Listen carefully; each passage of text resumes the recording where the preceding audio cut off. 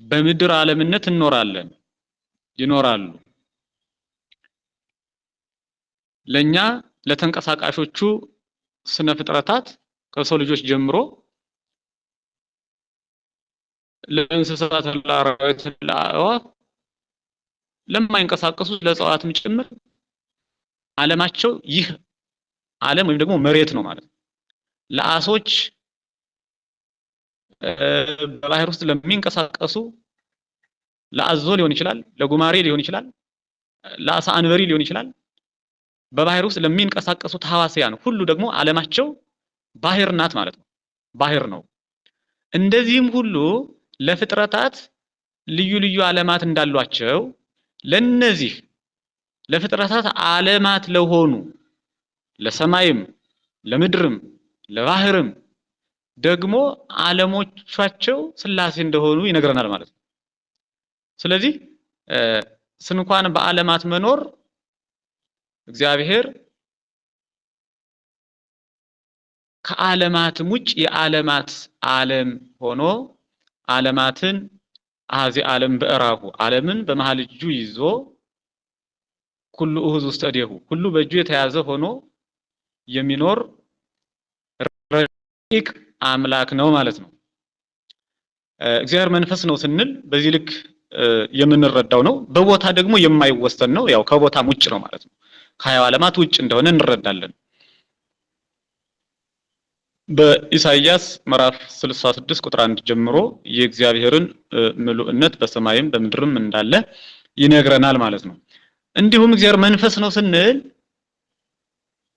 ርቀቱን እንመለከታለን። ርቀት ማለት አለመታየት፣ አለመጨበጥ፣ አለመዳሰስ። ይህ ብቻ አይደለም፣ ከመታሰብ በላይ መሆኑን እንረዳለን። ርቀቱ ከመታሰብ በላይ ነው። ከው የማንችለው ማለት ነው። ረቂቅ የሆነ ረቂቅ ዘእም ረቂቃን ከረቂቃን ሁሉ የረቀቀ ነው እግዚአብሔር።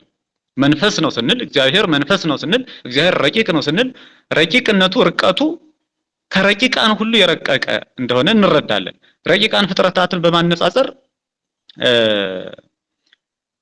ሊቃውንቱ እንዲሁም ቅዱሳት መጻሕፍት ሲያስረዱ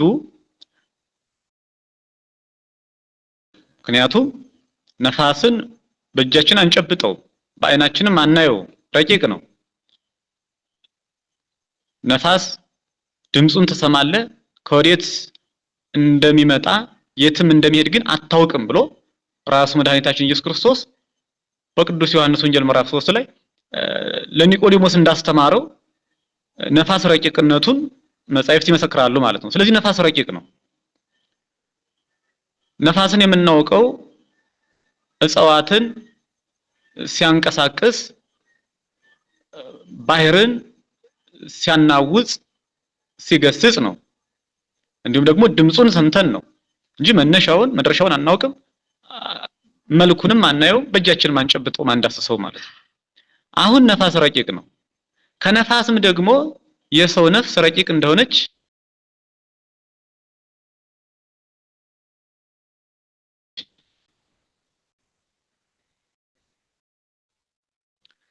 ውሁዶች ነን።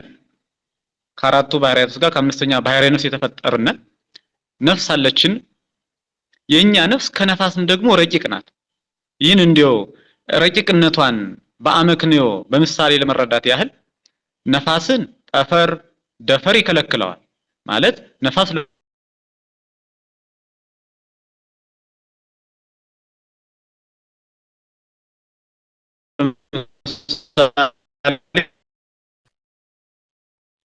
ትንሽ ስቁረት ወይም ደግሞ ስቁረት ማለት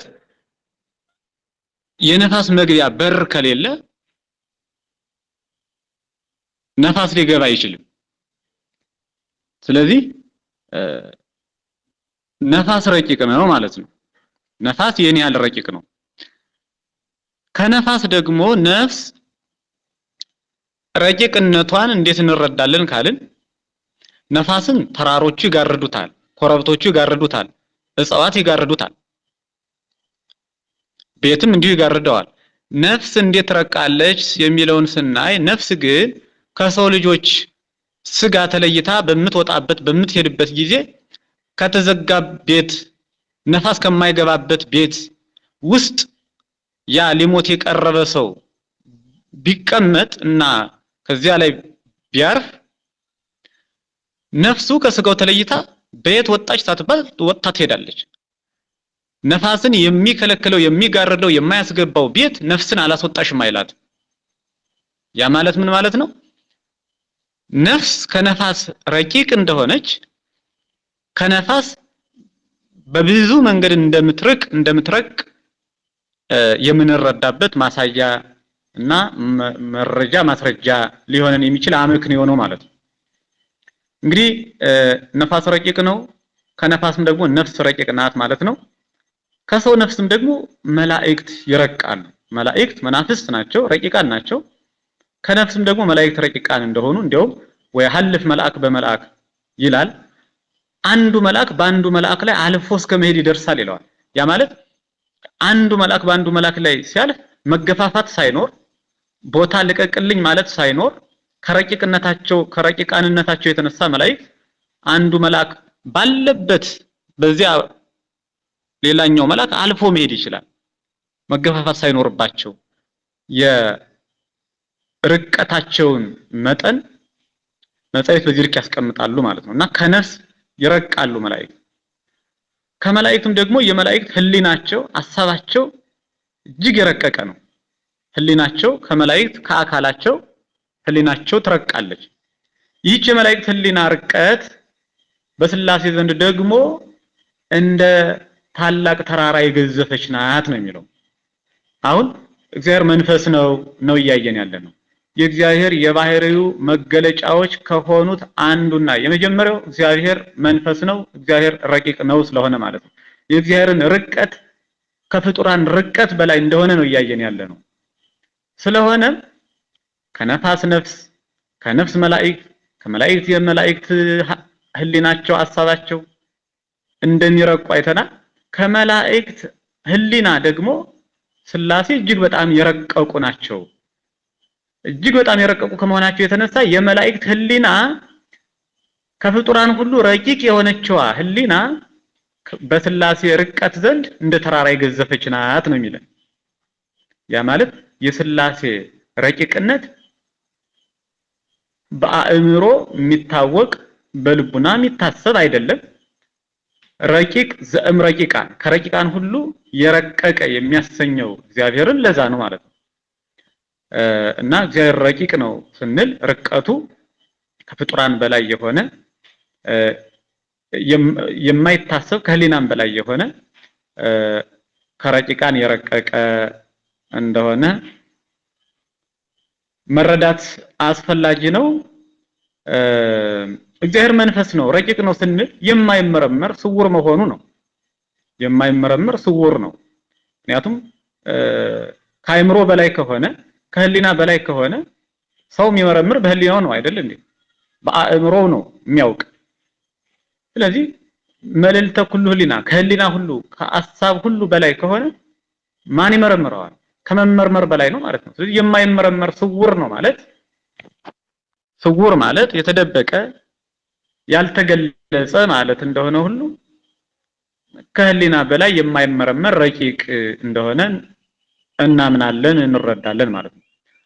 እግዚአብሔር መንፈስ ነው ረቂቅ ነው ስንል ራሱን የሚገልጥ ክሱት እንደሆነ ደግሞ እንረዳለን። አሁን ለሌሎቹ የማይገለጽ ባህሪው የማይታወቅ ለሌሎቹ በወደደው ካልሆነ በቀር በዘፈቀደ እንለዋለን በወደደው ልክ በሰዎቹ በቅዱሳኑ የክብርና የቅድስና ደረጃ ልክ እግዚአብሔር ሊገለጥ ይችላል።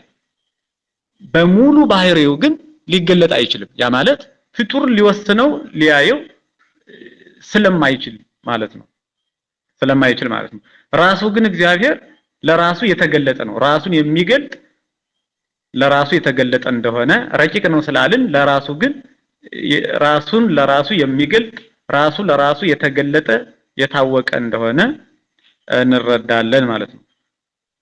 እንዲሁም እግዚአብሔር መንፈስ ነው ስንል በአካላት መደበላለቅ መለያየት የሌለበት መሆኑን አያይዘን እንገነዘባለን።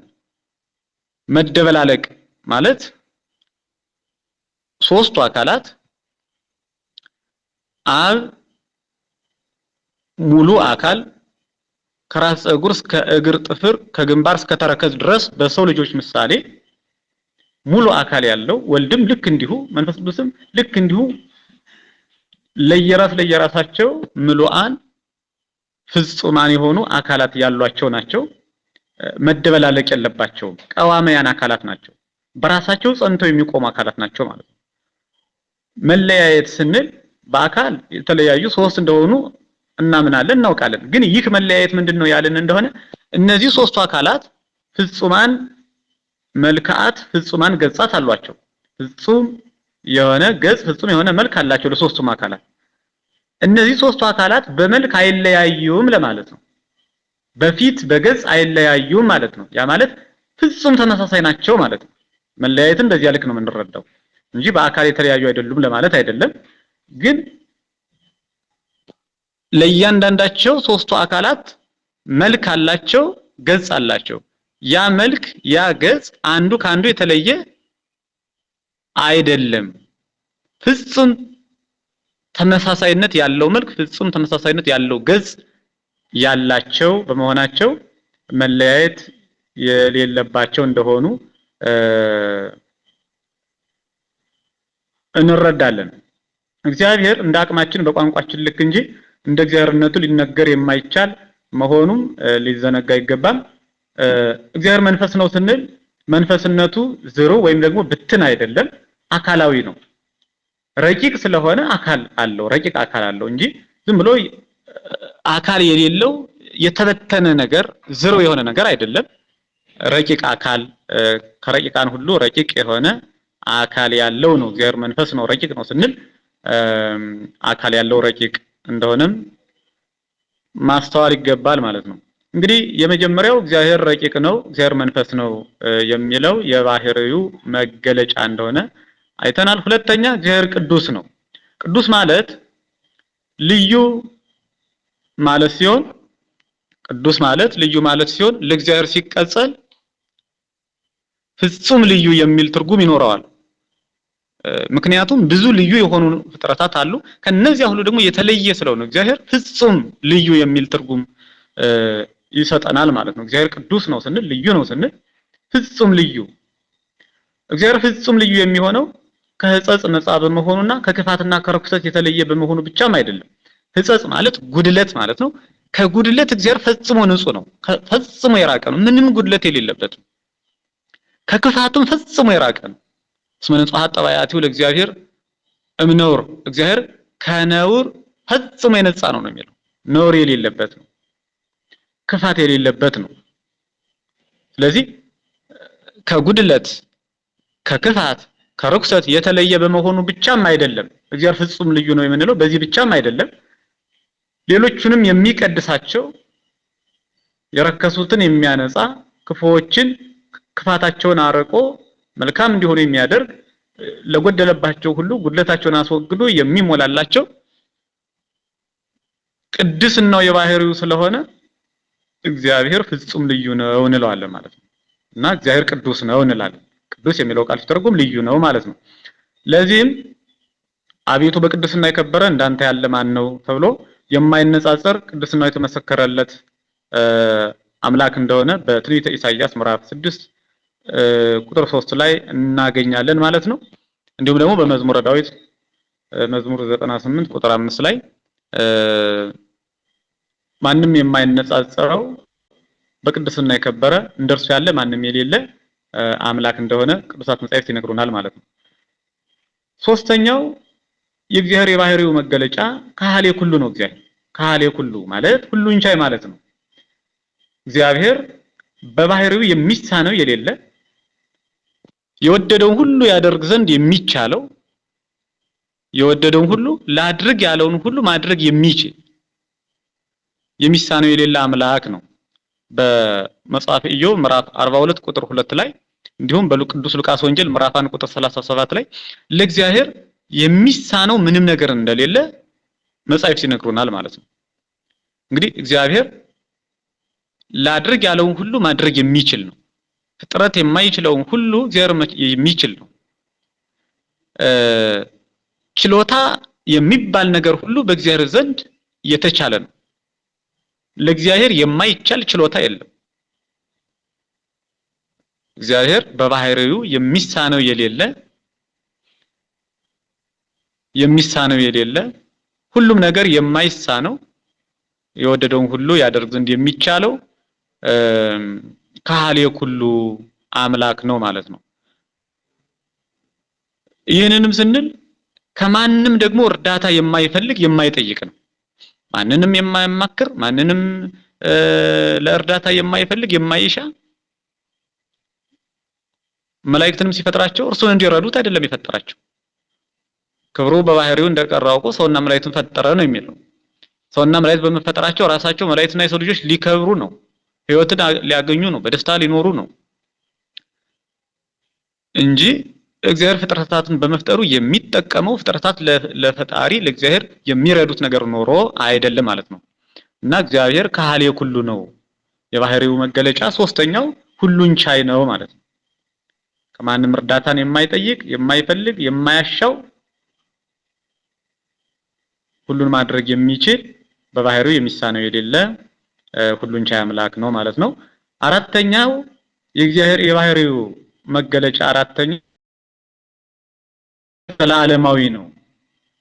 ዘለዓለማዊ ማለት ምንድነው ስንል ዘለዓለማዊ ዓለም ነው። ከዓለም በፊት የነበረ ከዓለም በኋላም የሚኖር የሚቀጥል በዓለምም መካከል ያለ ማለት ነው። እግዚአብሔር የነበረና ያለና የሚኖር አምላክ ነው። ይህም ማለት ጥንት የሌለው ጥንት ማለት መነሻ፣ መጀመሪያ፣ መገኛ፣ መሰረት ማለት ነው። ይህ የለውም ለእግዚአብሔር። ለነገር ሁሉ ጥንት፣ መነሻ፣ መጀመሪያ፣ መሰረት አለው። ለነገር ሁሉ ለፍጥረት ሁሉ አለው። ነገር ያልነው ነገር ፍጥረት ሁሉ ማለት ነው። ለእግዚአብሔር ግን መነሻ የለውም። አሁን መነሻ የሌለው ለመነሻዎች ሁሉ መነሻ ነው፣ ለነገሮች ሁሉ መሰረት ነው እግዚአብሔር። ስለዚህ ጥንት የሌለው እንለዋለን ማለት ነው። ራሱ ነው ጥንቱ። አሁን ከእግዚአብሔር በፊት ምን ነበረ ብለን ማሰብ አንችልም።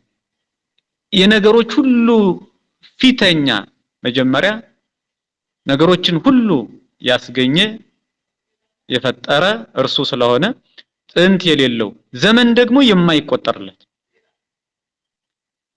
ለእግዚአብሔር ዘመን አይቆጠርለትም። ምክንያቱም ዘመናት ከእርሱ በኋላ የመጡ በፍጥረታት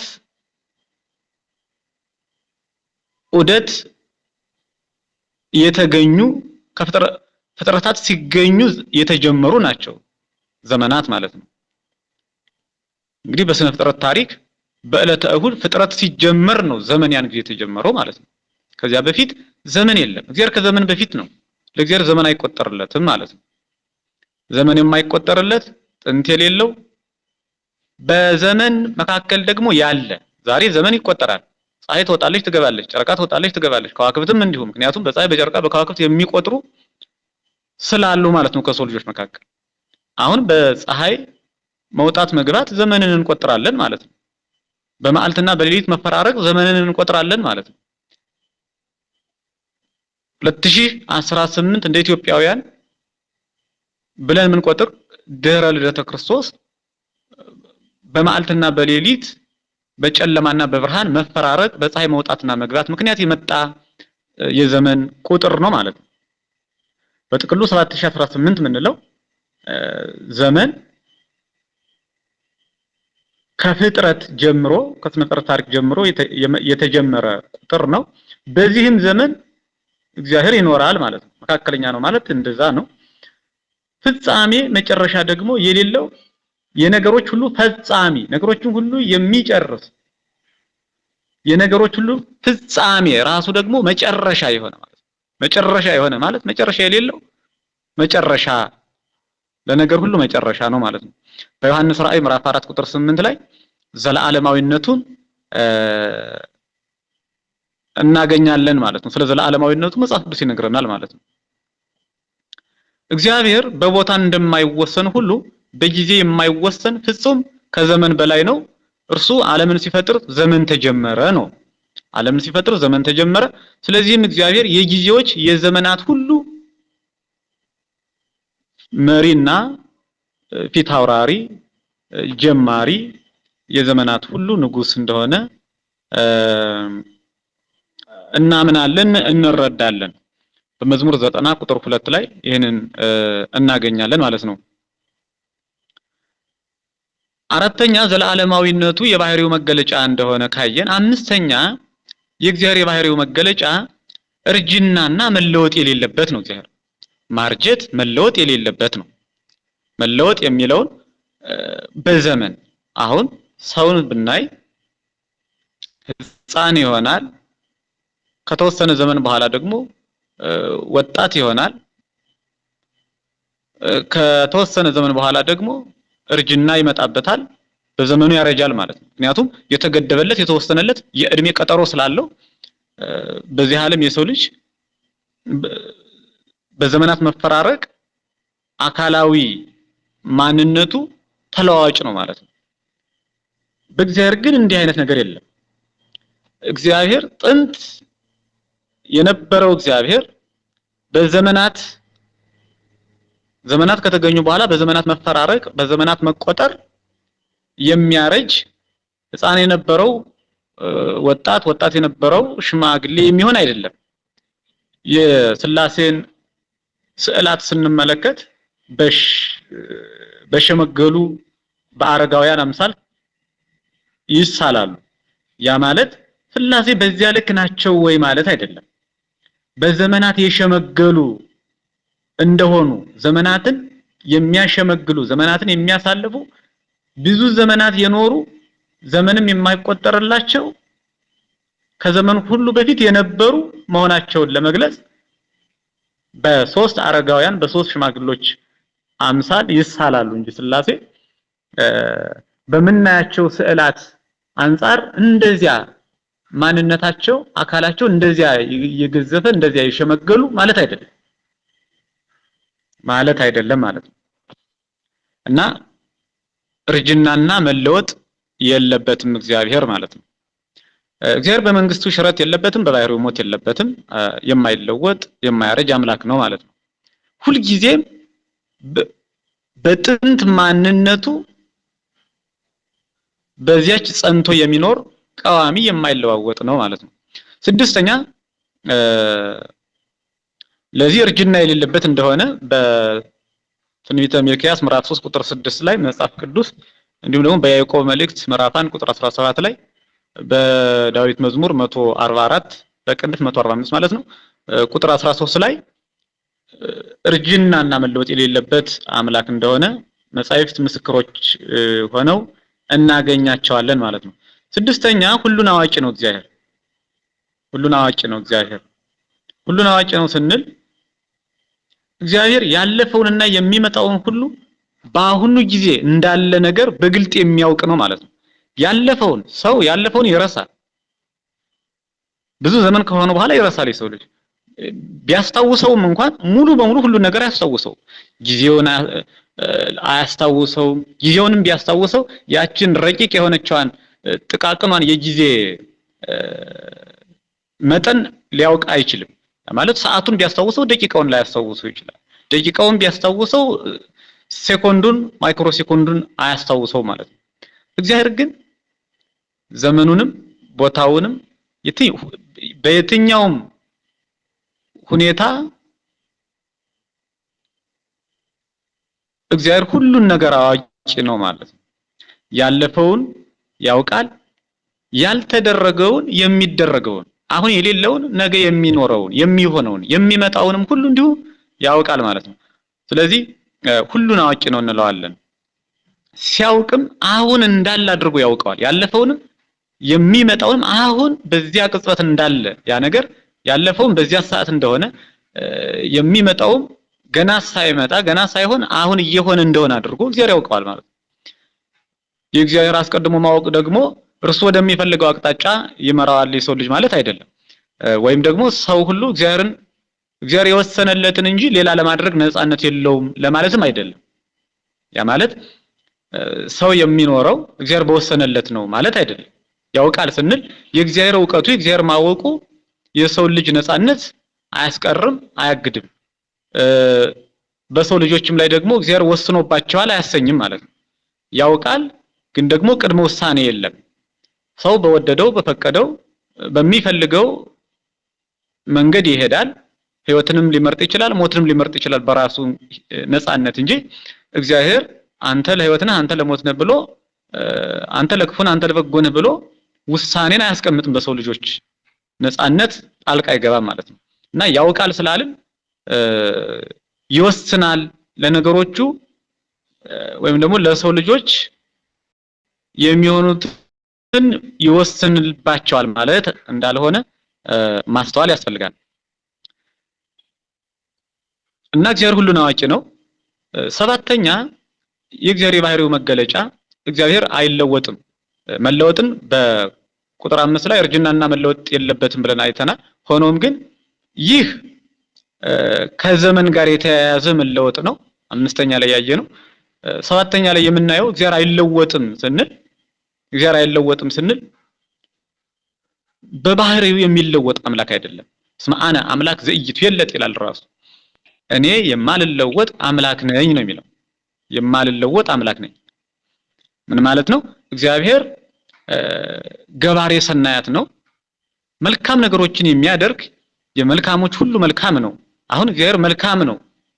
ጥንት መልካም የሆነው እግዚአብሔር በዘመን ሂደት መልካምነቱ ተለውጦ ክፉ የሚሆን አይደለም።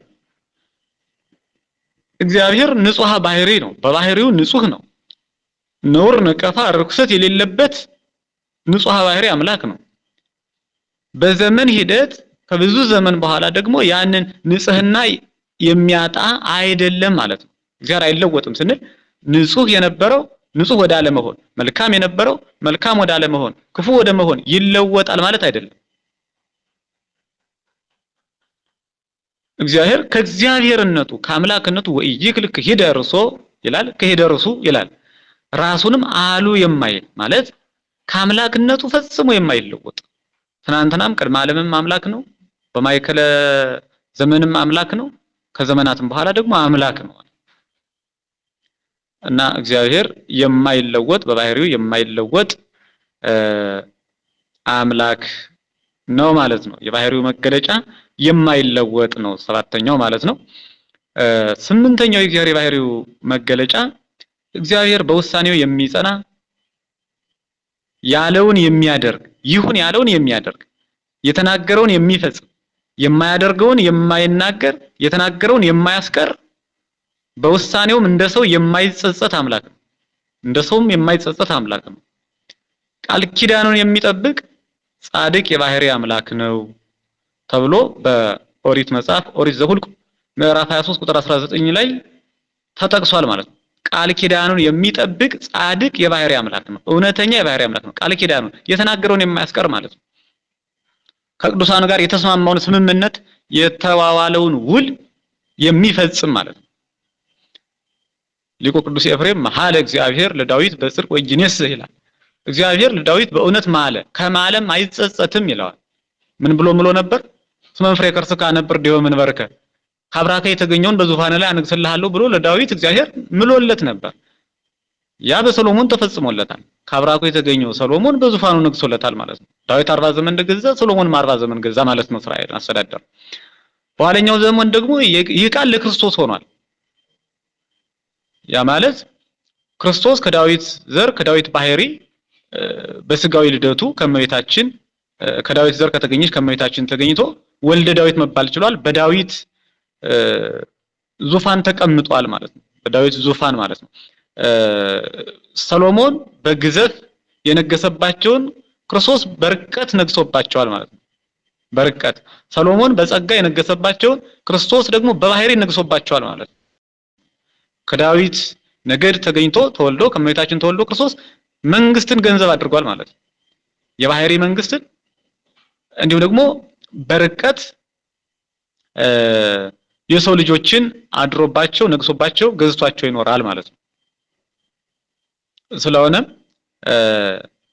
ከማለም የማይጸጸት ነው። በኦሪት ዘፍጥረት ምዕራፍ 6 ቁጥር 6 ላይ እግዚአብሔርም ሰውን በምድር ላይ በመፍጠሩ ተጸጸተ ይልና በልቡም አዘነ የሚል ቃል አለ። አሁን መጻሕፍት የሆነ ቦታ ላይ አይጸጸትም፣ የሆነ ቦታ ላይ ይጸጸታል ለምን አሉ የሚል ጥያቄ ሊነሳ ይችላል። ጥያቄ የሚያስነሳም ጉዳይ ስለሆነ ማለት ነው። ይህንን ባጭሩ እንመልከት። እንግዲህ እግዚአብሔር በውሳኔው እንደ ሰው የማይጸጸት አምላክ፣ ቃል ኪዳኑን የሚጠብቅ ጻድቅ የባህሪ አምላክ እንደሆነ ኦሪት ዘኍልቍ ምዕራፍ 23 ቁጥር 19 ላይ እናገኛለን። ደግሞ በኦሪት ዘፍጥረት ምዕራፍ 6 ቁጥር 6 ላይ እግዚአብሔርም ሰውን በምድር ላይ በመፍጠሩ ተጸጸተ በልቡም አዘነ ይላል። ይህ ቃል የተለያየ ይመስላል። ሆኖም ግን መጽሐፍ ቅዱስ የተለያየ አይደለም። መጽሐፍ ቅዱስ የተጻፈው እኛ የሰው ልጆች በምንረዳበት ሕይወትን በምናገኝበት በሚገባን ልክ ነው የተጻፈውና እግዚአብሔር እንደርነቱ መጽሐፍ ቅዱስ እንዲጻፍ ቢያደርግ ማንና ሊሄድበት ሕይወትን ሊያገኝበት አይችልም በመጽሐፍ ቅዱስ ቃል ማለት። ግን በእኛ ልክ የተጻፈ ስለሆነ በእኛ መረዳት በእኛ የአእምሮ ስፋት ልክ የተጻፈ ስለሆነ ሰው ባደረገው ክፋት ሰው ከእግዚአብሔር ሕግ በመውጣቱ ሰው የእግዚአብሔርን ቃል ባለመስማቱ ሰው ኃጢአትን በማብዛቱ በራሱ በሰው ልጅ ላይ ጥፋት እና ጉዳት የሚደርስበት ስለሆነ እግዚአብሔር ይህንን ቃል ተናገረ። ያ ማለት የሰው ልጅ ቢሆን የሚጸጸትበት ስለሆነ ሰው መልካም ይሆንልኛል ብሎ ያደረገው ነገር ክፉ ቢሆንበት ለምሳሌ ገበሬ ስንዴ ዘርቶ 30 60 100 ቅንጣት ያፈራልኛል ብሎ ስንዴን ቢዘራ ያ ስንዴ ምንም ፍሬ ሳይይዝ እንክርዳድ ሆኖበት ቢቀር ሊጸጸት ማለት ነው። እንደጠበቀው መልካም ይሆንልኛል ብሎ መልካም ስላልሆነለት ማለት ነው። ነጋዴውም በሚነግድበት ጊዜ ያው አተርፋለሁ ብሎ ነው የሚነግደው። ግን ቢከስር ከነዚያው ወረቱንም ደግሞ ቢያጣ ሊጸጸት ይችላል።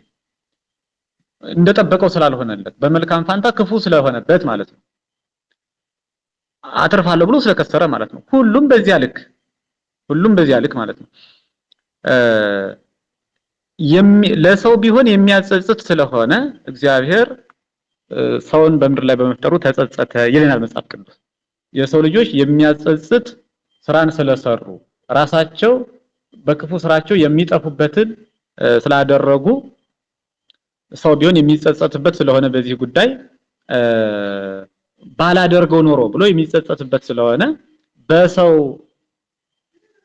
አገላለጽ በሰው አረዳድ ለሰው ስለሆነ መጽሐፍ ቅዱስ የተጻፈው እግዚአብሔርም ሰውን በምድር ላይ በመፍጠሩ ተጸጸተ በልቡ ማዘነ ይላል እንጂ እግዚአብሔር ማዘንም የለበትም። እግዚአብሔር በባህሪው ሐዘን የለበትም። ምክንያቱም እንዲህ አይነት ስሜት ያለበት አይደለም። እግዚአብሔር መጻሕፍት እግዚአብሔር ሳቀ ይላሉ፣ እግዚአብሔር አዘነ ይላሉ፣ ለምሳሌ እግዚአብሔር ተዘባበተ ይላሉ። ይህ ግን በእግዚአብሔር ባህሪ ያለ ማለት አይደለም።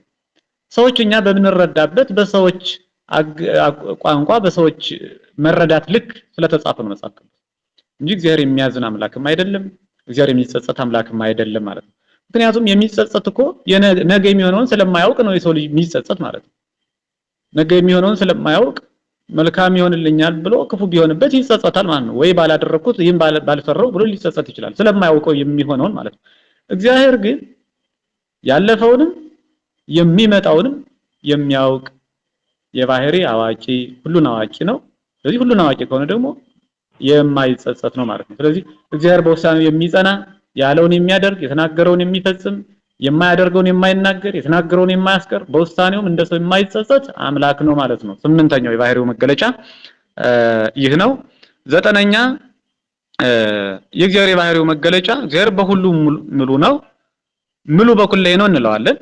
ሙሉ በኩለሄ ማለት መነሻችን አካባቢ ላይ እግዚአብሔር መንፈስ ነው በሚለው በተወሰነ አይተነዋል። እዚያ ላይ ርቀቱን ስናይ ያየንበት ነው። ሆኖም ከዚህ ግን በራሱ ምልአቱን በአብይ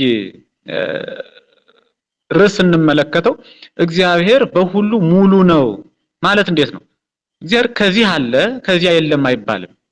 እግዚአብሔር ከምስራቅ አለ ከምዕራብ የለም አይባልም። ከሰሜን አለ ከደቡብ የለም አይባልም። በምስራቅም በምዕራብም በሰሜንም በደቡብም በአራቱ አበይት ማዕዘናት በአራቱ ንዑሳን ማዕዘናት በጠቅላላው በስምንቱ ማዕዘናት ሁሉ የሞላ ነው። እግዚአብሔር በሰማይም በምድርም በባህርም ያለ ነው። ከባህርም በታች ያለ ነው።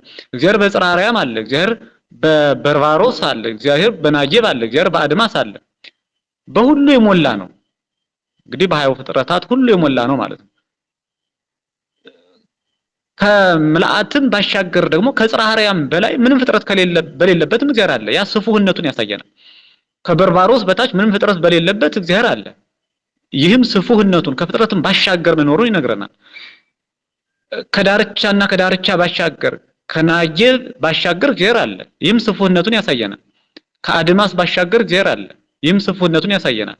ያ ማለት እግዚአብሔር ሙሉ ብቻ ሳይሆን ስፉህም ነው ማለት ነው። ከዓለማትም ውጭ ደግሞ የሰፋ ነው ማለት ነው።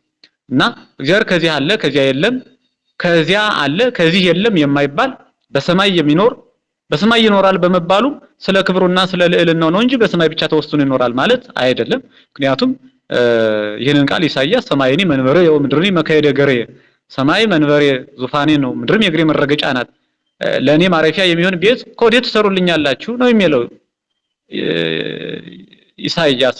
ልዑለ ቃል ኢሳይያስ ይህንን ቃል በመንፈስ ቅዱስ ተቃኝቶ ይናገራል። ስለዚህ እግዚአብሔር በሰማይ አለ ስንል አባታችን ሆይ በሰማያት የምትኖር ስንል በሰማይ ተወስኖ ይኖራል ማለት አይደለም። ስለ ልዕልናው ስለ ክብሩ በሰማይ አለ እንላለን ማለት ነው። ሰማይ ከፍ ያለ ከምድር ከፍ ያለ ስለሆነ ማለት ነው እንጂ እግዚአብሔር የሌለበት የለም። እግዚአብሔር በሁሉ ሙሉ ነው። የባህሪው መገለጫ በሁሉ ሙሉ መሆኑ ነው ማለት ነው። በትንቢተ ኤርምያስ ምዕራፍ 23 ቁጥር 23 ላይ እስከ 24 እግዚአብሔር በሁሉ የመላ አምላክ እንደሆነ እናገኛለን። እርሱ እግዚአብሔር በቦታ አይወሰንም። ይህ እግዚአብሔር የባህሪው መገለጫ ነው ማለት ነው። አስረኛው የእግዚአብሔር የባህሪው መገለጫ መለኮታዊ ጥበቃው ነው። መለኮታዊ ጥበቃው መለኮታዊ መግቦቱ ነው። በእርሱ ፈቃድ ከእርሱ ትእዛዝ ወይም በእርሱ ጥበቃ ካልሆነ በስተቀር የሚሆን የሚደረግ የሚደርስ ነገር የለም። ያ ማለት ከእርሱ ትእዛዝ በእርሱ ጥበቃ ካልሆነ በስተቀር የሚሆን የሚደረግ የሚከናወን የሚደርስ የሚፈጸም ነገር የለም። እስመ ዘእንበሌሰ አልቦ ዘትክሉ ገቢረ ወኢምንተኒ፣ ያለኔ ምን ማድረግ አትችሉም እንዳለ ማለት ነው። ያለኔ ምን ማድረግ አትችሉም መግቦቱን ስንመለከት ማለት ነው እንጂ አሁን በዚህ ቦታ ኃጢአትን ስንሰራ እግዚአብሔር እንድንሰራ አነሳስቶን ነው ማለት አይደለም። ክፉ ስናደርግ እግዚአብሔር ክፉ እንድናደርግ ወስኖብን ወይም ደግሞ ክፉ እንድናደርግ ፈቅዶልን ማለት አይደለም። እርሱ አንድ ጊዜ ነፃነትን ሰጠን እንጂ መወሰን መምረጥ የኛ ድርሻ ነው። ሆኖም ግን መለኮታዊ ጥበቃው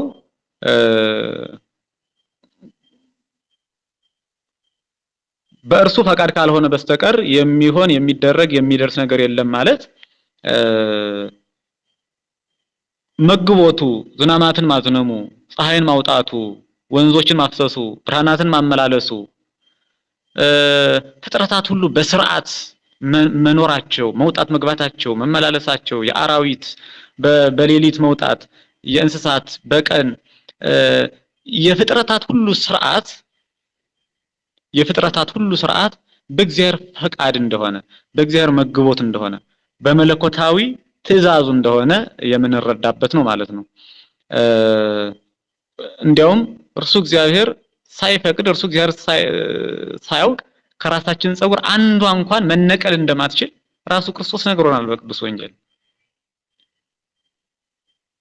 እርሱ ራሱ ነግሮናል ማለት ነው። ስለዚህ መለኮታዊ ጥበቃው መለኮታዊ መግቦቱ በእርሱ ፈቃድ ከእርሱ ትእዛዝ ወይም ደግሞ በእርሱ ጥበቃ ካልሆነ በስተቀር የሚሆን የሚደረግ የሚደርስ ነገር እንደሌለ እንረዳለን። ይህ የባህሪው መገለጫ ነው ማለት ነው። ሁሉን ማድረግ የሚችል ሁሉን በፈቃዱ የሚኖር ማለት ከእርሱ ፈቃድ ውጭ ፍጥረት ሁሉ መሆን የማይችል እንደሆነ በመግቦቱ በኩል ያለውን ነው። ፀሐይ አልወጣም ብትል መውጣት አትችልም ማለት ነው። ባጭ ፀሐይ አልወጣም ብትል አለመውጣት አትችልም። ትወጣለች። ምክንያቱም የእርሱ መግቦት ስለሆነ እንድትወጣ እርሱ ስላዘዛት ማለት ነው። ደመናትም ውሆችን አንቋጥርም ዝናማትን አናዘንምም ቢሉ መሆን አይችሉም። ነፋሳት አንፍስም ቢሉ ውሃዎች አንፈስም ቢሉ ጎርፎች አንጎርፍም ቢሉ አይችሉም። ብርሃናት አንመላለስም ቢሉ አይችሉም። ያ ማለት ሁሉም በእርሱ ትእዛዝ የሚንቀሳቀሱ በእርሱ በመግቦቱ እንደተወሰነላቸው የሚኖሩ ስለሆኑ ማለት ነው። 11ኛው እንግዲህ እዚህ 10ኛው ላይ ሁሉ በእርሱ ጥበብ ይሆናል ይደረጋል ማለት ነው። እንዲሁም በአጋጣሚ በእድል በስምምነት ወይም ደግሞ በግምት የሚሆን ነገር በእግዚአብሔር ዘንድ የለም የሚለውንም ያሳየናል። መለኮታዊ ጥበቃው መግቦቱ ማለት ነው። 11ኛው ጻድቅ ነው እግዚአብሔር የባህሪው መገለጫ ጻድቅነቱ ነው። የባህሪ እውነተኛነት ማለት ነው። ጻድቅ ማለት እውነተኛ ማለት ነው። እግዚአብሔር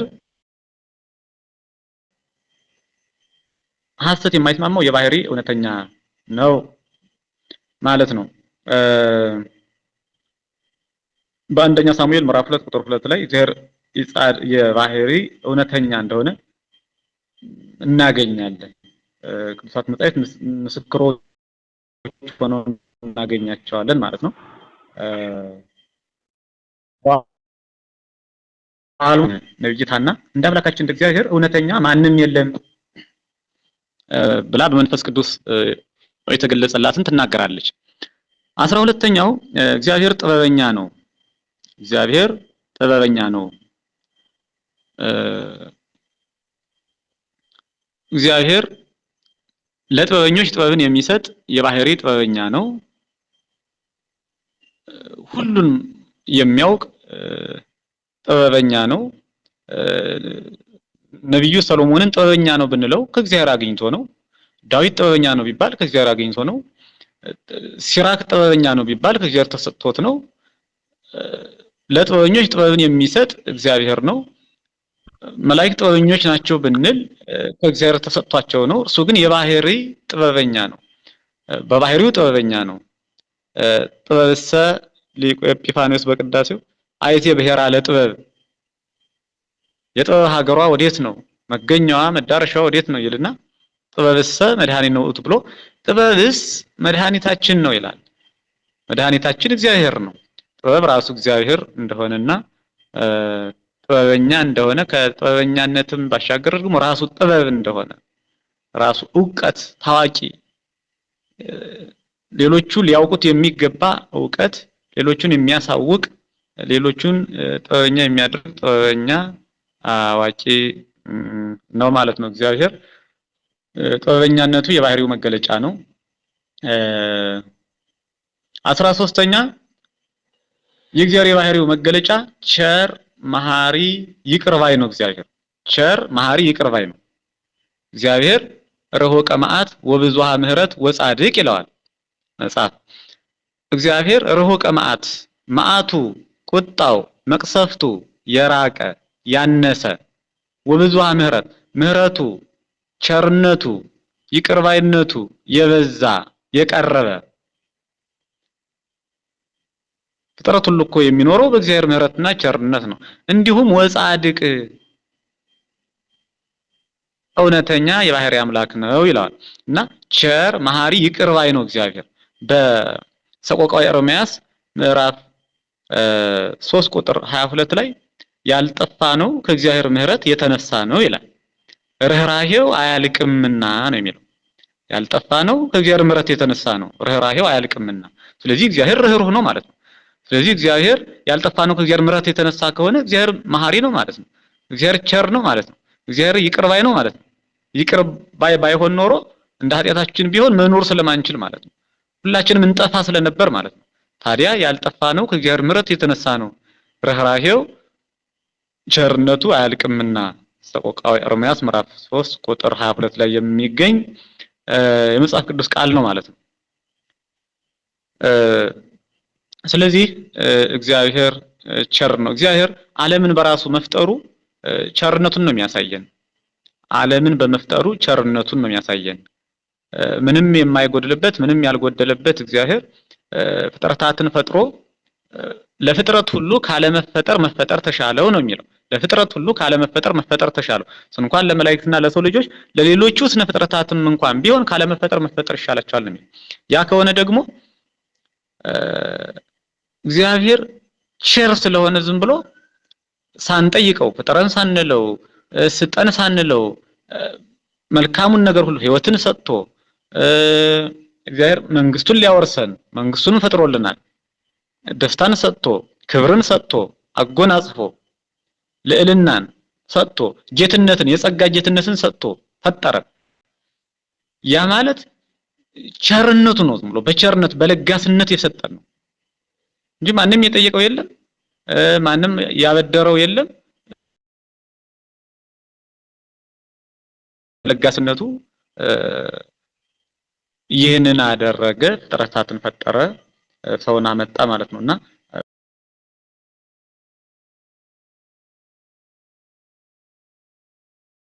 ባህሪው መገለጫ ነው ማለት ነው። 14ኛ የእግዚአብሔር የባህሪው መገለጫ ፈታሂ በጽድቅ ኮናኒ በርት ነው። እግዚአብሔር ፈታሂ በጽድቅ በእውነት የሚፈርድ ኮናኒ በርት በቅንነት ደግሞ የሚገዛ ነው። በእውነት የሚፈርድ በቅንነት ደግሞ የሚገዛ ነው እግዚአብሔር ማለት ነው። በትንቢተ ኤርምያስ ምዕራፍ 36 ቁጥር 38 ላይ ፈታሂ በጽድቅ ኮናኒ በርት፣ እንዲሁም ደግሞ ትንቢተ ኤርምያስ 18:8 ላይ ፈታሂ በጽድቅ ኮናኒ በርት እንደሆነ እናገኛለን በመጽሐፍ ቅዱስ። የማያዳላ አምላክ ነው። ገሌ ባለስልጣን ነው፣ ገሌ ባለ ሀብት ነው፣ ገሌ ባለ ወገን ነው ብሎ የሆነ ምክንያት ይዞ በሆነ ምክንያት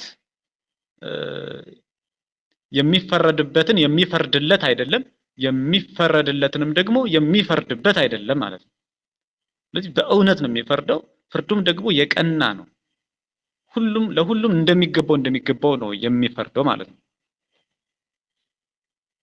ዘእያደሉ ለገጽ ፊት አይቶ የማያዳላ በእውነት የሚፈርድ በቅንነት የሚገዛ እስመ ቅንየትከ ወመልክናከ ትሬስየከ ትሳሃል ላዕለ ኩሉ ይለዋል።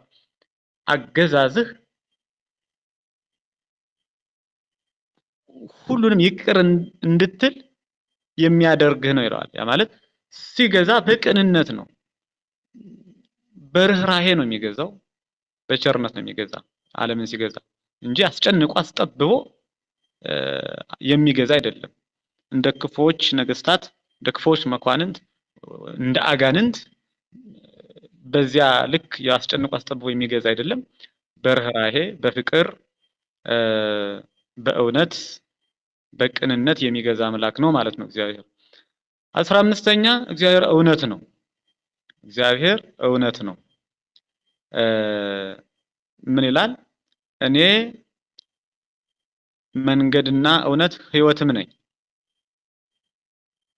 በእኔ በቀር ወደ አብ የሚመጣ የለም ይላል በቅዱስ ዮሐንስ ወንጌል ምዕራፍ 14 ቁጥር 6 ላይ ይህንን ቃል ይናገራል። ራሱ መድኃኒታችን ክርስቶስ ይህን ቃል ይናገራል። ስለዚህ ኢየሱስ ክርስቶስ እግዚአብሔር ነው። እኔ መንገድና እውነት ህይወትም ነኝ ካለ እውነት እያለ ነው ማለት ነው። እኔ እውነት ነኝ ብሎናል። ስለዚህ እግዚአብሔር እውነት ነው። እግዚአብሔር እውነት ነው። ለእውነትነቱ ፈጽሞ ሐሰት የማይስማማው እውነት ነው። እውነት መሆኑ ደግሞ የባህሪው መገለጫ ነው ማለት ነው። 16ኛ እግዚአብሔር ፍጹም ደግ ነው። ፍጹም ደግ ነው። እግዚአብሔር ደግነቱ፣ ቅዱስነቱ፣ ፍቅሩ፣ ርህራሄው፣ ትክክለኛ ፍርዱ፣ ጸጋውና እንዲሁም ለፍጥረቱ የሚያደርገው ጥበቃ ነው። ይህን ዓለም ካለመኖር ወደ መኖር አምጥቶ የፈጠረው ከደግነቱ የተነሳ ነው። በተለይም የሰው ልጅ በአርአያውና በአምሳሉ ፈጥሮ ፍጹም ነፃነት ያላት ለባዊት ነባቢት ህያዊት ነፍስን በመስጠት ጸጋውን አደለው። ሰው ይህን አድርግልኝ ሳይለው ይህን ሁሉ መልካም ነገር አደለው፣ መልካም ነገር ሁሉ ሰጠው ማለት ነው። ዳግመኛ በሰው ልጅ የወደቀበትን የሞትና የእርግማን ፍርድ በልጁ ቤዛነት አስወግዶ ያለፈውን ባህሪውን የጎሰቆለውን ባህሪውን አድሶ መልሶ የእግዚአብሔርን ደግነት ያሳያል ማለት ነው። እና እግዚአብሔር ፍጹም ደግ ነው ማለት ነው። እግዚአብሔር ፍጹም ደግ ነው። ብንሞት ህይወትን የሰጠን፣ ብንወድቅ ያነሳን፣ በኃጢአታችን ብንረገም እርግማናችንን ያራቀልን፣ ከጥንት ከመጀመሪያውም ደግሞ ባራያው በአምሳሉ የፈጠረን፣ ስሙን እንድንቀድስ ክብሩን እንድንወርስ አድርጎ የፈጠረን፣ ሰው የሚለውን ታላቅነት ታላቅ የባህሪ ስም የሰጠን፣ ሰውነትን የሰጠን፣ ሰውነት እጅግ በጣም የከበረ ማንነት ነው። ይህንን ማንነት በፍጹም ደግነቱ የሰጠን ስለሆነ እግዚአብሔር ሰው አድርጎ መፍጠሩ በራሱ የእግዚአብሔርን ደግነት ያሳያልና ፍጹም ደግ መሆኑ የባህሪው መገለጫ ነው ማለት ነው። የእግዚአብሔር 17ኛ እግዚአብሔር የማንም እርዳታ የማያስፈልገው አምላክ ነው። የማንም እርዳታ አያስፈልገውም። ፍጥረታት የተፈጠሩት በእግዚአብሔር ቃል ሲሆን እርሱ የማንም እርዳታና ድጋፍ አያስፈልገውም። በመለኮታዊ ክብሩ ቅድመ ዓለም የነበረ በማዕከለ ዓለም ያለ ድህረ ዓለምን አሳልፎ የሚኖር ነው።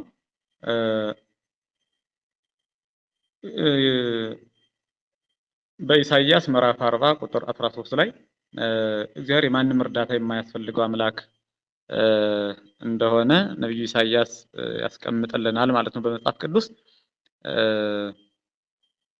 እነዚህ ከ1 እስከ 17 ያየናቸው ከብዙ በጥቂቱ የእግዚአብሔር የባህሪው መገለጫዎች ናቸው።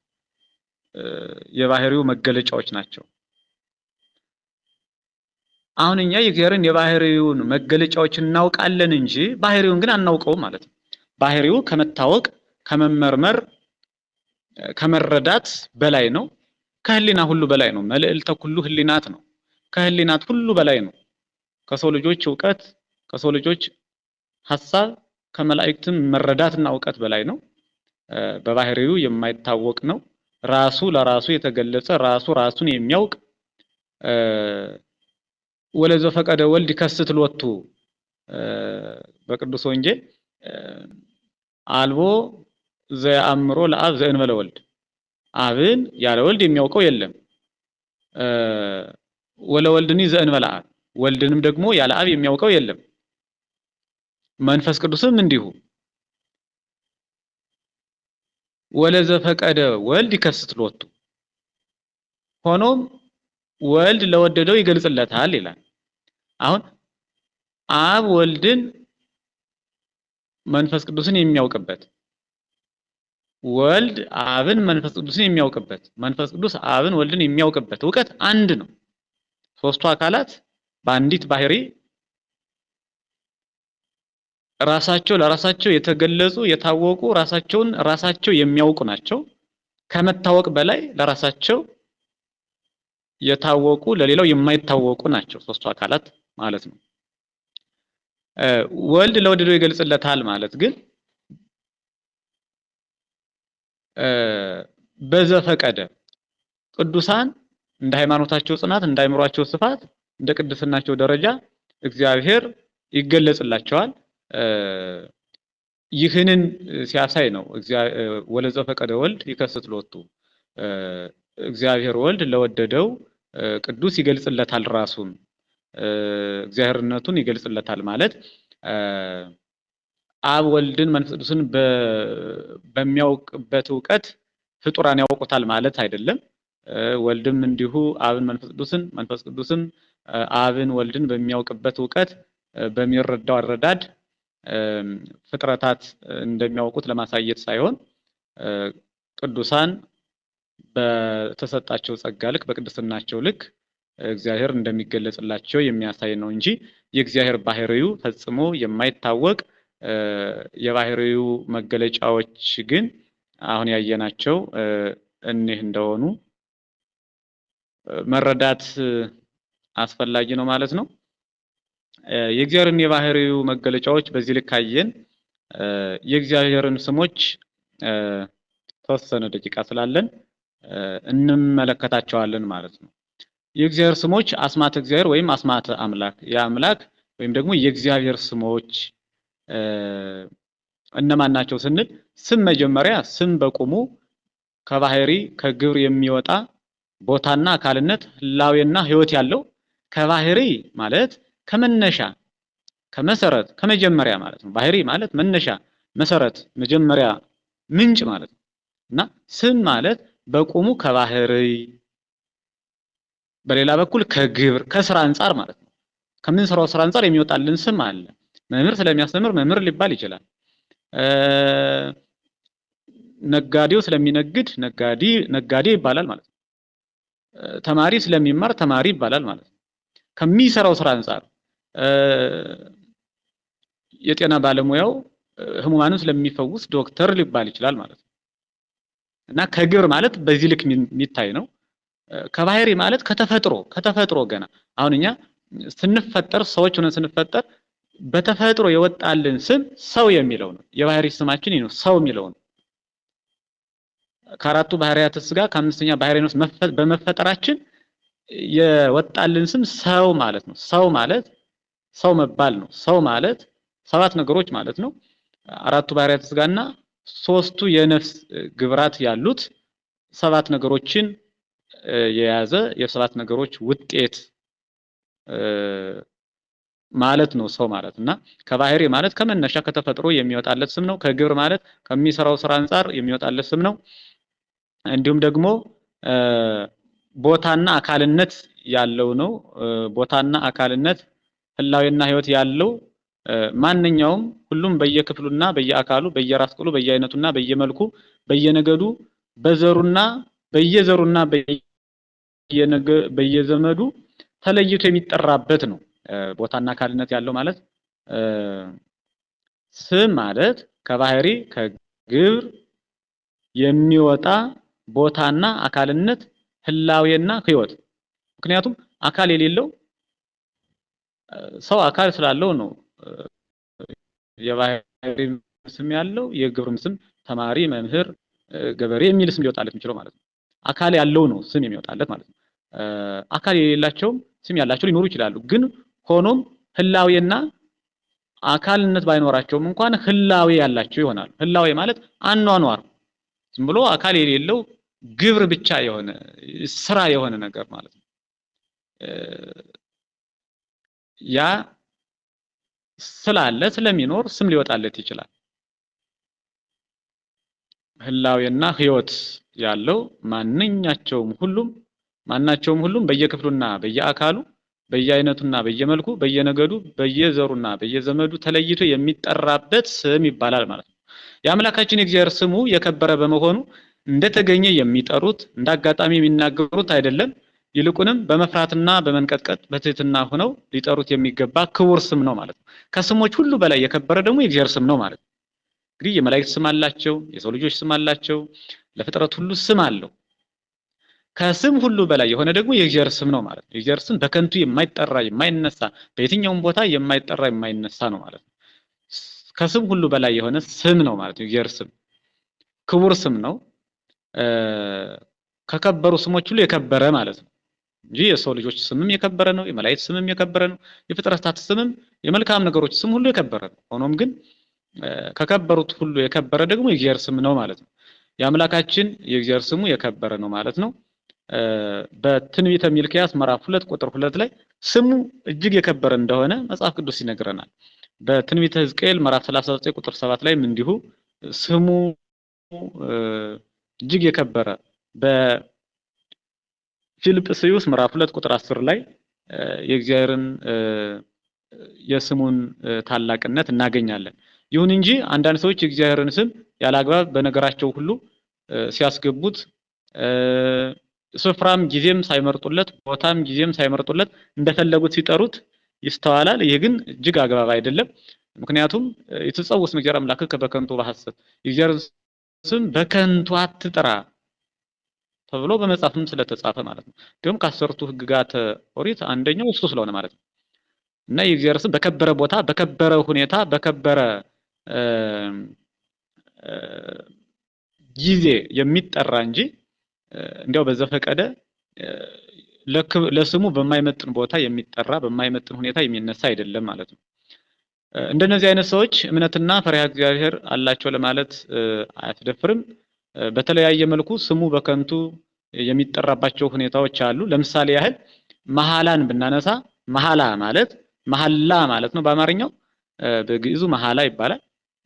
በመሐላ ጊዜ የእግዚአብሔርን ስም እየጠሩ መማል ይህ እጅግ በጣም አይገባም። በመጽሐፍም ፈጽማችሁ አትማሉ ተብሎ ነው የተጻፈው። በሕግ ደረጃ ፈጽማችሁ አትማሉ ተብሎ ተቀምጧል። ከስድስቱ ሕግጋት ወንጌል አንዱ ፈጽማችሁ አትማሉ ነው። እንዲያውም ደግሞ ጌታ በቅዱስ ወንጌል በሰማይ አትማሉ ብሎናል። ምክንያቱም የታላቁ የሰማያዊ ንጉሥ የእግዚአብሔር መንበሩ ዙፋኑ ነውና ብሎናል። በምድርም አትማሉ የእግሩ መረገጫ ናትና፣ በኢየሩሳሌምም አትማሉ የታላቁ ንጉሥ ከተማ የእግዚአብሔር ከተማ ናትና ይላል። ስለዚህ ለእግዚአብሔር በሆኑ ነገሮች መማል እንደማይገባን ራሱ እግዚአብሔር ከነገረን በራሱማ መማል ከምንም በላይ ደግሞ ስህተትና የማይገባ እንደሆነ እንረዳለን ማለት ነው። እና በእግዚአብሔር ስም ስሙን አንስቶ መማል ተገቢ አይደለም፣ ፈጽሞ መማል ስለማይገባ ማለት ነው። ምክንያቱም ነገራችሁ ሁሉ እውነት ከሆነ እውነት፣ ሐሰት ከሆነ ሐሰት ይሁን ስለሚለን ማለት ነው ቅዱስ መጽሐፍ። እውነቱን እውነት ሐሰቱን ሐሰት ማለት እንጂ ስመ እግዚአብሔር ጠርቶ መማል ተገቢ አይደለም። ያ ማለት የእግዚአብሔር ስሙ እጅግ የከበረ እንደሆነ ያሳየናል ማለት ነው። ስሙን ከስድብ ከእርግማን ከቀልድና ከጨዋታዎች ጋር አስተባብሮ ማንሳትም አይገባም። ከስድብ ከእርግማን ከቀልድና ከጨዋታዎች ጋር አስተባብሮ ማንሳትም አይገባም። እንዲሁም ደግሞ በጥርጣሬ ጊዜ በጥርጥር ጊዜ እግዚአብሔር ስም ማንሳት አይገባም። እግዚአብሔር ጥርጥር የሌለበት የማንጠራጠረው ሕያው አምላክ ስለሆነ ማለት ነው። እንዲሁም ደግሞ ተገቢ ባልሆኑ በጥንቆላ ሰዎችን በሚያታልሉበት በሚያጭበረብሩበት የአጋንንትን ስም እየጠሩ ሰዎችን በሚያጭበረብሩበት የጥንቆላ ስራ መካከል ለማስመሰል እውነተኛ ለመምሰል የእግዚአብሔርን ስም የሚጠሩ አሉና ይሄ እጅግ በጣም ስህተት ነው፣ ፍርድንም የሚያስከትል ነው ማለት ነው። በእነዚህ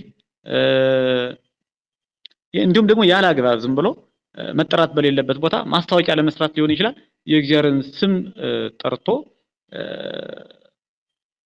ያ ነገር ተቀባይነት እንዲኖረው በማሰብ ያለ አግባብ ስሙን መጥራት አይገባም ማለት ነው። የእግዚአብሔር ስም መቼ ይጠራል ካልን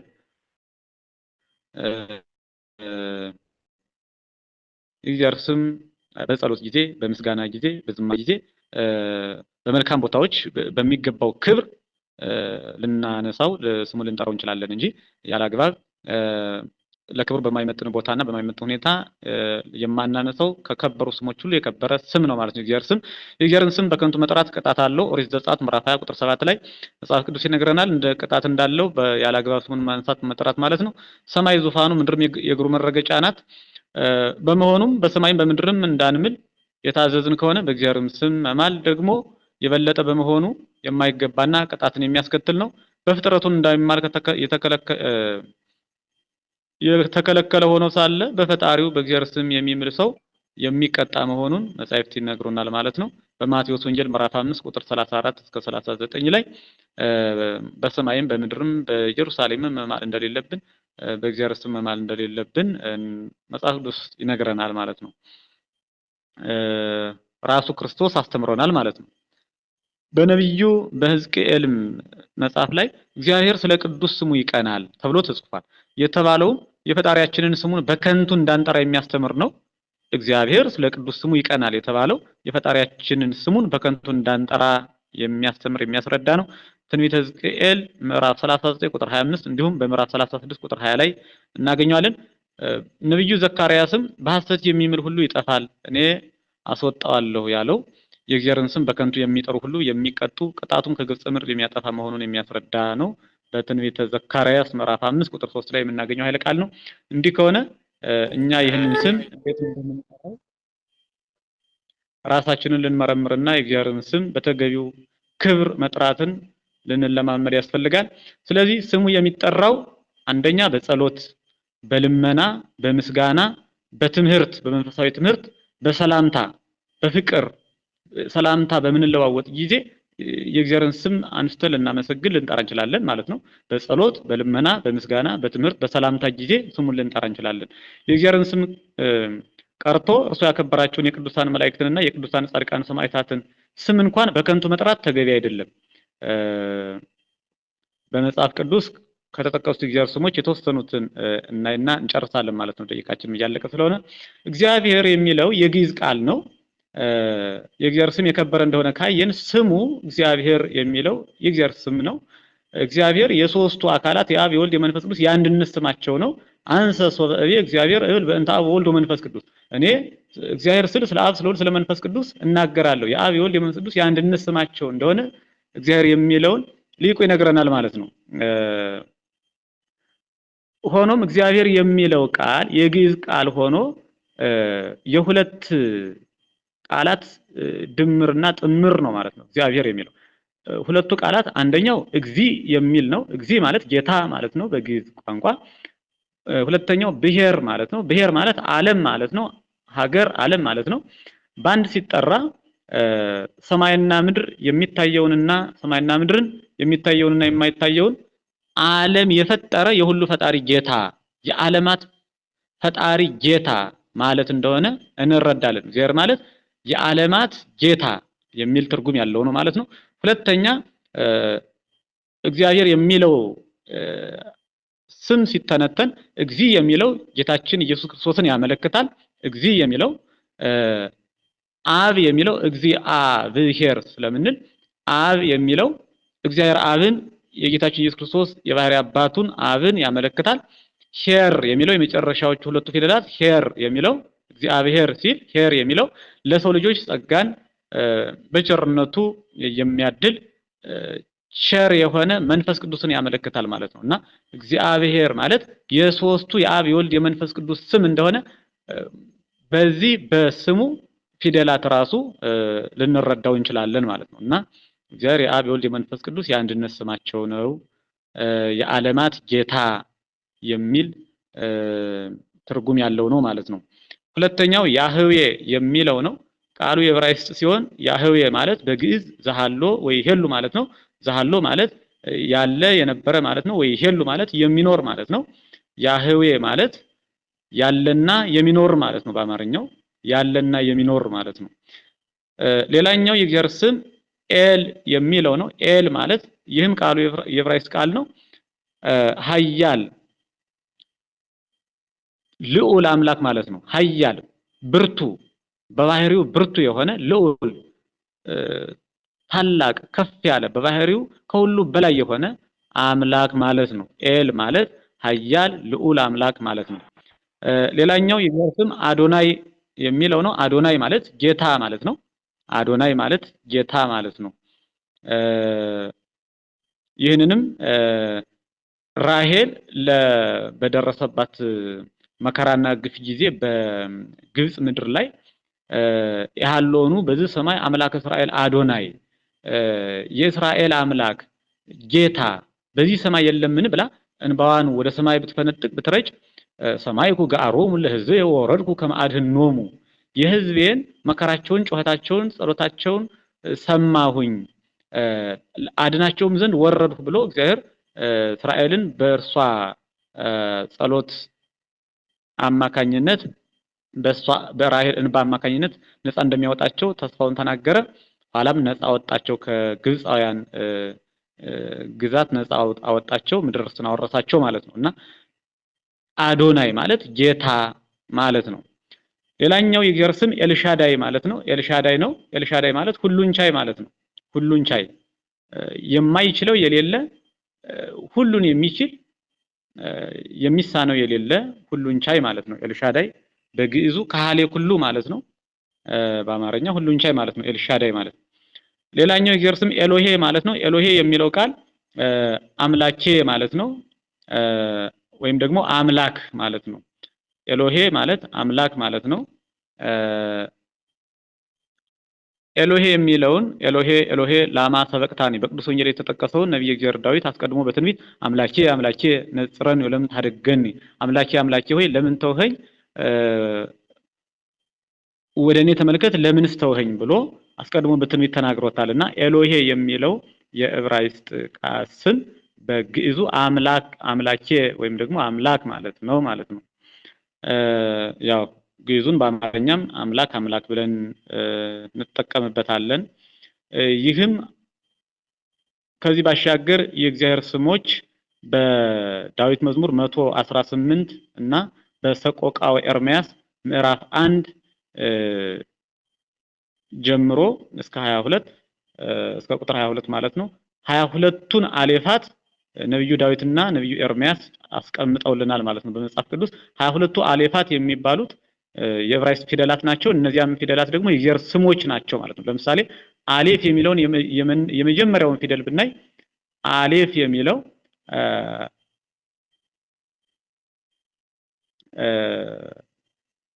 አብ ፈጣሪ ኩሉ ዓለም የሚል ትርጉም ነው ያለው በግዕዙ። አሌፍ ብሂል አብ ፈጣሪ ኩሉ ዓለም ሁሉን ዓለም የፈጠረ አባት የሚል ትርጉም ነው ያለው አሌፍ የሚለው ማለት ነው። ልክ እንደዚህ ሌሎችም ሁሉም ትርጉም አላቸው እና የእግዚአብሔር ስሞች ከነዚህ ከጠቀስናቸው በተጨማሪ በመጽሐፍ ቅዱስ በዳዊት መዝሙር 118 እና በሰቆቃወ ኤርምያስ ምዕራፍ 1 ላይ ተጠቅሰዋል 22ቱ አሌፋት ማለት ነው። እንግዲህ የእግዚአብሔር ስሞች በዚህ ልክ ካየን የእግዚአብሔር ስሞቹ እጅግ በጣም ብዙዎች ናቸው። እኒህን ያው ከመጽሐፍ ቅዱስ በመጽሐፍ ቅዱስ ከተጠቀሱት ጥቂቶቹን ነው ያየናቸው። ሆኖም የእግዚአብሔር ስም ከስም ሁሉ በላይ የከበረ ስሙ አምባ መጠጊያ፣ በችግር ቀን በመከራ ቀን መሸሸጊያ የሆነ ስሙ ለሰው ልጆች መድኃኒት ሕይወት የሆነ ምክንያቱም ወኩሉ ዘጸዋአ ስመ እግዚአብሔር ይድህን የእግዚአብሔርን ስም የጠራ ሁሉ ይድናል ተብሎ እንደተጻፈ ሁሉ ስሙን የጠራ ሁሉ የሚድንበት ስሙ መድኃኒት ሕይወት የምንከብርበት በረከትን የምናገኝበት የከበረ ስም እንደሆነ በመረዳት ስሙን በሚገባ እንጂ በማይገባ ባለመጥራት ልንከብርበት የተሰጠንን ስም ለክብር እንድንጠቀመው እግዚአብሔር ይፍቀድልን እያልሁኝ የዛሬን የእግዚአብሔር ባህሪው መገለጫዎች እና የእግዚአብሔር ስሞች በሚል አብይ ርዕስ የተነሳንበትን የትምህርት መርሃ ግብር በዚህ ጨርሳለሁ። ወስብሐት ለእግዚአብሔር ወለወላዲቱ ድንግል ወለመስቀሉ ክቡር። ይቆየን።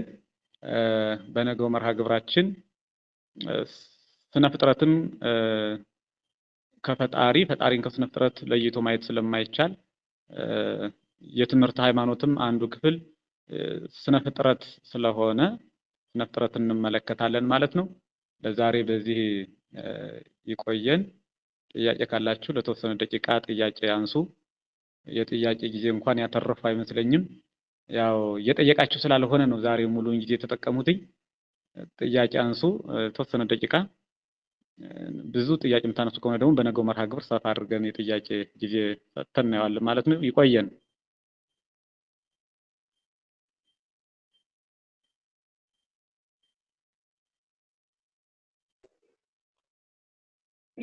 አሜን አሜን። በእውነት ቃለ በረከት ያሰማልን።